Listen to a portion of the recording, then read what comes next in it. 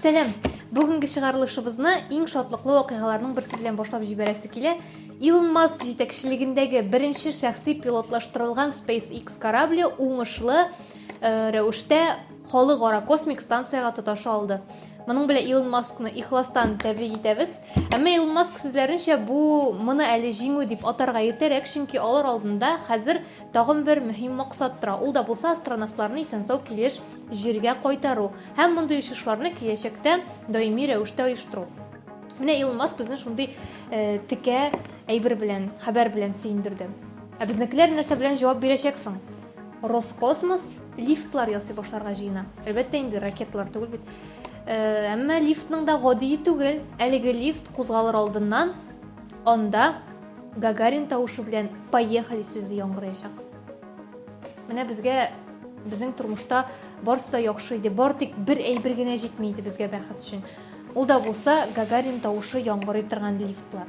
Хәзер бездә алар да булачак һәм безнең тормышыбыз түгәрәкләнеп китәчәк ниһаять.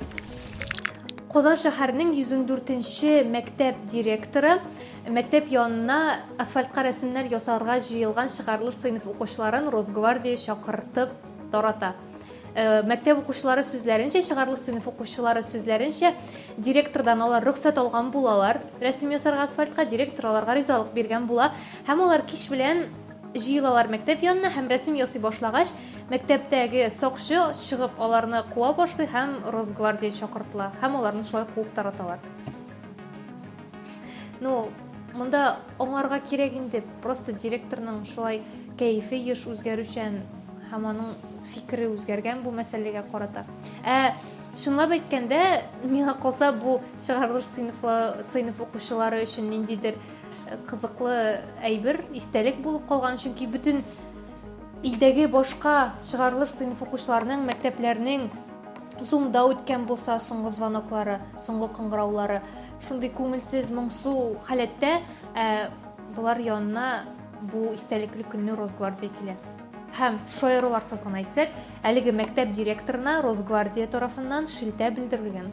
Һәм моннан ары ул алай көненә 2 тапкыр үзенең карарларын үзгәртмәс дигән өметтә калабыз.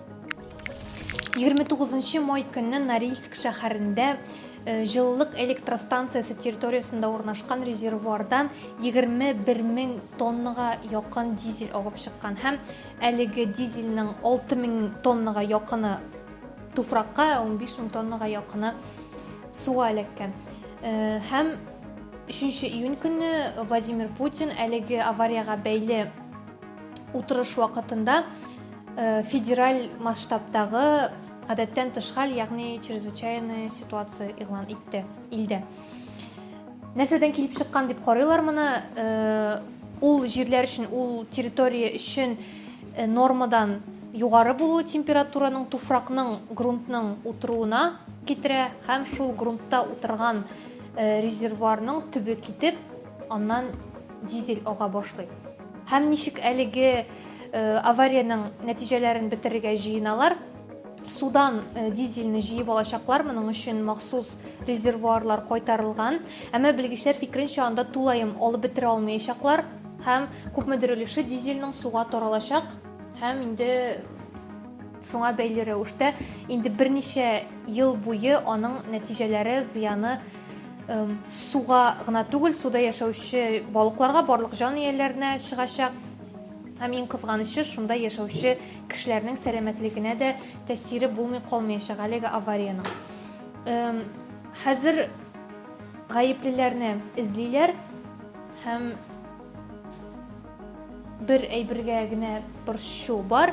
Монда ниндидер гади бер эшчене генә гаепле итеп калдырып, аңа барлык җаваплылыкны сылтап калдырмасалар ярый иде дип өметләнәм. Англиядә үзенең башында төрле тавышлар ишетүче ир-ат шул тавыш киңәш иткәнгә ияреп, лотерея билет сатып ала. Һәм тыныч кына ятып йоклый, икенче көнне иртә белән торгач, аның телефонына хәбәр килгән була. Ул хәбәрдә "Котлыйбыз, сез джекпот тоттыгыз һәм сез 86 миллион сум җиңдегез" дип язылган була. Ул ышанмыйча кайнар линияга шалтырата, анда барысын да төгәлләштерәләр, бу хәбәр дөрес дип әйтәләр.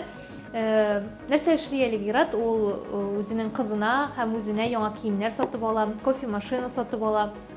Һәм киләчәктә ул әлеге акчаны сәяхәт итәргә һәм үзенең кечкенә чактан, бала чактан килгән хыялын чынга ашырырга, ягъни иске йортларны реконструкцияләргә хыяллана әлеге акчага. Шәп, менә безнең барыбызның да башыбызда шундый тавыш булсын иде дип телисе генә кала.